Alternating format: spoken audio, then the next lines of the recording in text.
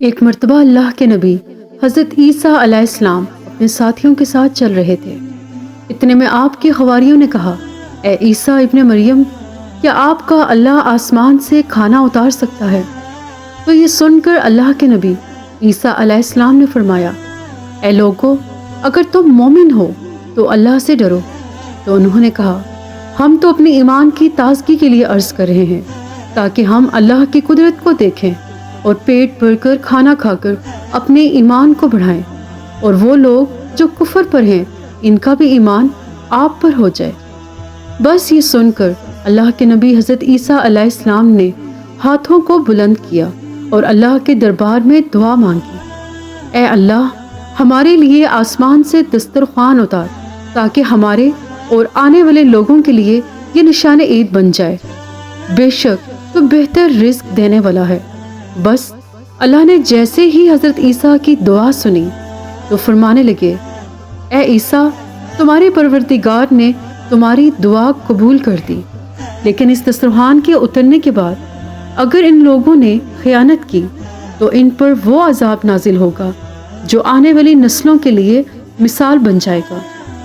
ابھی یہ الفاظ مکمل ہو ہی رہے تھے کہ اتنی دیر میں آسمان سے فرشتے دسترخوان اتار کے لے آئے، جس میں 7 مچھلیاں اور 7 روٹیاں تھیں۔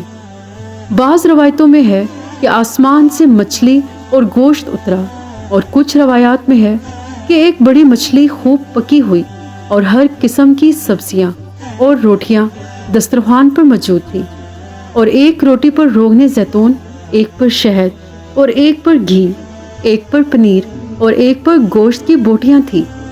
بس جیسے ہی حضرت عیسیٰ کی حواریوں نے اس نورانی دسترخوان اور روٹی کو دیکھا تو ان میں سے ایک، جس کا نام شمعون تھا، جو اپنی قوم کا سردار تھا، کہنے لگا کہ اے روح اللہ، کیا یہ دسترخوان دنیاوی کھانوں میں سے ہے یا آسمانوں کے؟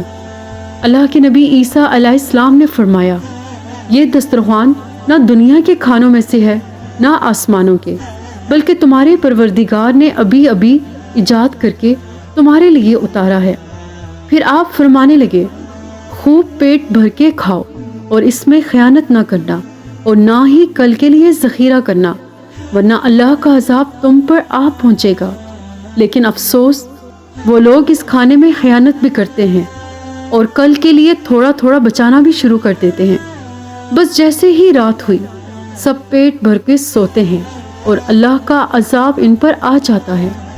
اب جیسے ہی سورج طلوع ہوا تو ان میں سے کچھ خنزیر تو کچھ بندر بن جاتے ہیں اور ادھر ادھر بھاگنا شروع کر دیتے ہیں اور اپنے آپ کو نوچتے رہتے ہیں۔ اللہ کے نبی حضرت عیسیٰ علیہ السلام نے جب ان کو دیکھا تو اللہ سے دعا کی، تو یوں تیسرے دن وہ سارے اللہ اور اللہ کے نبی کے نافرمان دنیا سے مر کے فنا ہو گئے۔ بے شک اللہ کی نافرمانی کا یہی حشر ہوتا ہے۔ اللہ پاک نے اس واقعے کو اپنی کتاب قرآن کی سورہ مائدہ میں محفوظ کر دیا، تبھی اس سورہ کو مائدہ یعنی دسترخوان بھی کہتے ہیں۔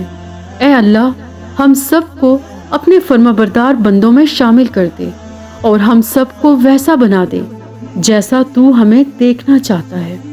آمین ثم آمین۔ آخر میں ویڈیو کو لائک، شیئر اور سبسکرائب کرنا مت بھولیے گا۔ اللہ حافظ۔